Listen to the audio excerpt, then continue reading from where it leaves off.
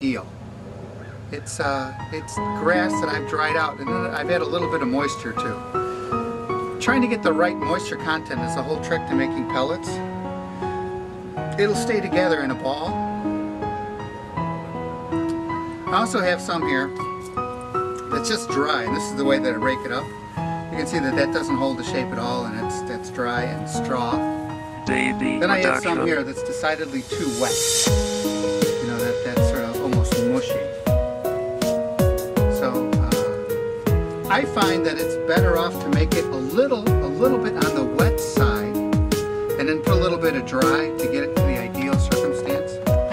So what I do is I take a bucket, any old bucket's going to work, and I fill it to a preset amount with the material I'm going to pelletize. And then I add in a certain amount of water. You can either spray it in and mix it up, or just pour it in and mix it up. But it's a predetermined amount of water. And I get this sort of, let's say this recipe, this formula for what I think is ideal. And I have a spray bottle, so if it's not wet enough, I can make it wetter, and dry material so I can make it drier. And I'm going to show you what the pellets look like when they're just right, when they're too dry, and when they're too wet. To begin, I'm warming up the dye. That's the part of the machine where the grass is compacted into pellets. The process of pelletizing, simply stated, revolves around the complex chemical compound present in all plant cell walls called lignin. Lignin is the glue between the plant cells. The force and pressure used to compress the grass into the dye creates heat. The heat turns the moisture contained in the grass into steam. The steam transports the lignin throughout the compacted grass and becomes the glue that cements the particles into pellets. As the dye heats up, we can begin to feed material into the pellet mill a little faster. Next, I'll inspect the pellets we've made so far. We could probably burn these okay, but they're not as hard as normal, nor are they shiny.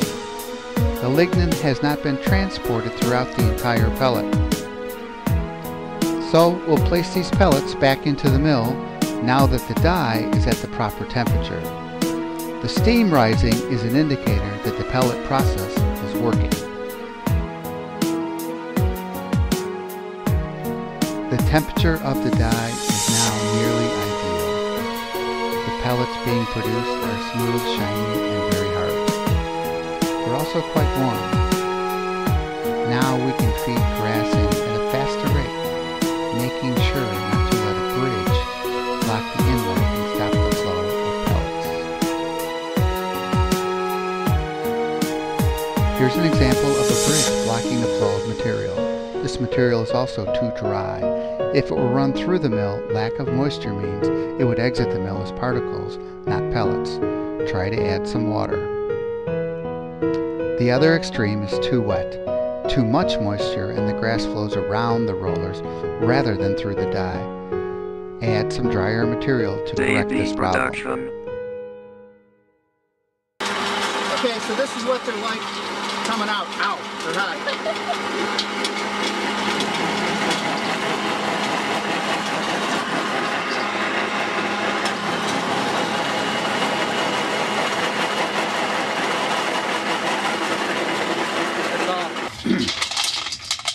Okay, so that's an example. They've cooled off a few minutes now. They're still warm, but it's a good idea.